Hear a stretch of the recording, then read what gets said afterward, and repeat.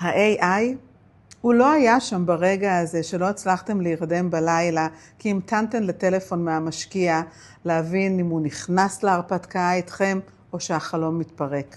ה-AI הוא לא שם בתחושה של מה שהרגשתם כשנסעתם לכנס להשיק את המוצר שעבדתם עליו למעלה משנה.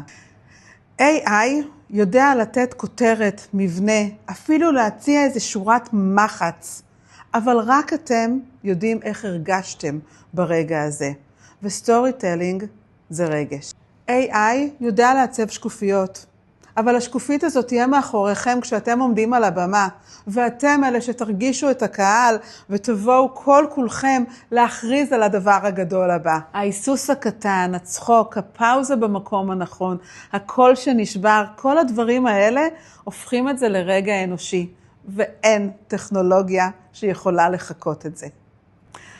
אז כמו שהבנתם כבר, סטורי טלינג זה לא רק מה שאנחנו נגיד, זה המון מאיך ולמה אנחנו בכלל אומרים את הדברים.